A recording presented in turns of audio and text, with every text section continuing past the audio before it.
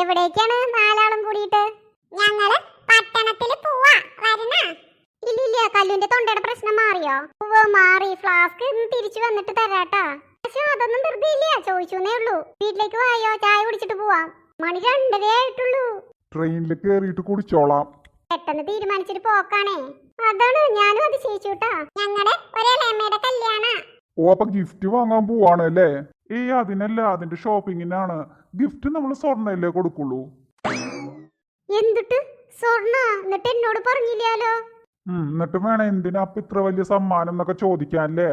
അല്ലേ കേട്ടാ, കൊടുക്കണേല് എനിക്കൊന്നുമില്ല. പക്ഷെ ഇപ്പോഴത്തെ സ്ഥിതിക്ക് അത്രയൊക്കെ കൊടുക്കാൻ നമ്മുടെ ഇതുകൊണ്ട് തന്നെ ഞാൻ പറയാതിരുന്നത്. ചില കാര്യത്തിൽ ഭയങ്കര പിശുക്കത്തിയാണ്.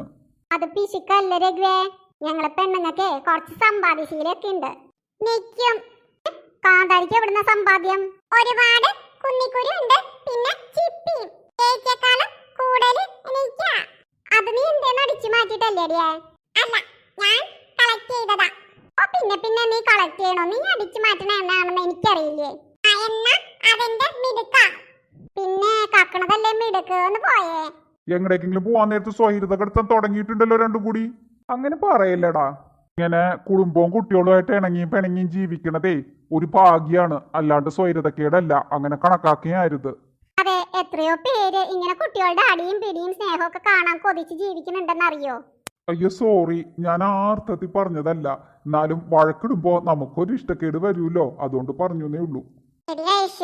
ഇതിന്ന് നിനക്ക് എന്തെങ്കിലും മനസ്സിലായോ? ഇല്ല, ആയില്ല. എന്താ? ഈ അങ്കിളിന്റെ ആന്റിയുടെ മുമ്പിൽ നമ്മൾ എന്ത് ചെയ്താലും അച്ഛനും അമ്മയ്ക്കും ഒന്നും പറയാൻ പറ്റില്ല. സപ്പോർട്ടുണ്ട്, സപ്പോർട്ട്. ഹൈ അത് കൊള്ളാലേ. സത്യം. രഘുവേ, ഒന്നിങ്ങടേക്ക് നോക്കിയേ. കാന്താരി കുട്ടികളുടെ തല്ല് തീർന്നത് കണ്ടോ? ഇത്രേ ഉള്ളൂ ഇവര്. അത് ശരിയാട്ടാ യാസേ. തമ്മിൽ കണ്ടിട്ടുണ്ടെങ്കിൽ കീരിയും പാമ്പുമാണ്. പക്ഷെ കണ്ടില്ലെങ്കിലോ 5 മിനിറ്റിനിടെ 10 തവണയാ ചോദിക്കുക എവിടെ ചേച്ചിന്ന്. കണ്ടില്ലേ, എനിക്ക് എനിക്കും പറയാൻ വിട്ടുപോയിട്ടാ. ഞങ്ങൾ ഇവർക്ക് ഉടുപ്പ് വാങ്ങാൻ പോവാണ്. നിന്റെ സാരിയുടെ കാര്യം എന്താ പറഞ്ഞില്ല? ആദ്യമായിട്ടാ നിർബന്ധിച്ച് ഇങ്ങനെ വാങ്ങിപ്പിക്കണ ഭർത്താവിനെ കാണണേ.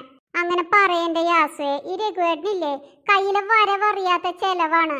പിന്നെ പൈസ ഉണ്ടാക്കി അതെല്ലാം കെട്ടിപ്പിടിച്ച് വെച്ചിരുന്നിട്ട് എന്തെടുക്കാനാണ്? ഉള്ള സമയത്ത് സന്തോഷത്തോടെ അടിച്ചു പൊളിച്ച് ജീവിക്കുക, അതാണ് എന്റെ നയം.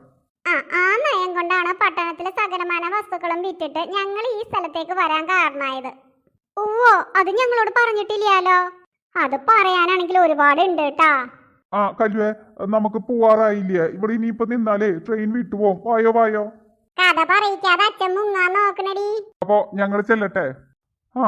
മുത്തുമണീസ്, നല്ല ഫ്രോക്സ് ഒക്കെ എടുത്തിട്ട് വരണേട്ടാ. എന്തായാലും എത്തിച്ചേർന്നു. പക്ഷെ നമ്മൾ എന്തൊരു മണ്ടര. രാവിലെ സൂര്യൻ ചിരിച്ചു കണ്ടപ്പോ കൊട എടുത്തതേ ഇല്ല. അതിന്റെ കാര്യം അങ്ങോട്ട് മറന്നു.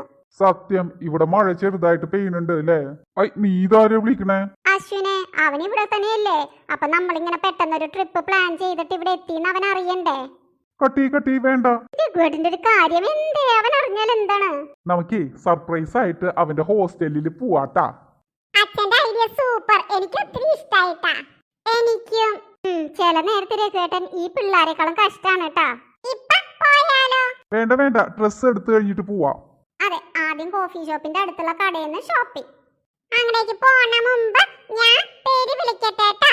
ഹായ് ചിക്കു, ഹായ് വിസ്മയ, ഹായ് ആദിത്യ. നിങ്ങൾക്ക് ഷോപ്പിംഗ് ഇഷ്ടാണോ? ഞങ്ങൾക്ക് ഭയങ്കര ഇഷ്ടാണ്. ഷോപ്പിംഗ് ഇഷ്ടമില്ലാത്ത ഒരേ ഒരു ജീവിതേ നിങ്ങളുടെ അടുത്ത് തന്നെ നിപ്പുണ്ട്, അമ്മ. കുഞ്ഞിക്കാട്ടൻ subscribe, bell button ding dong, share, like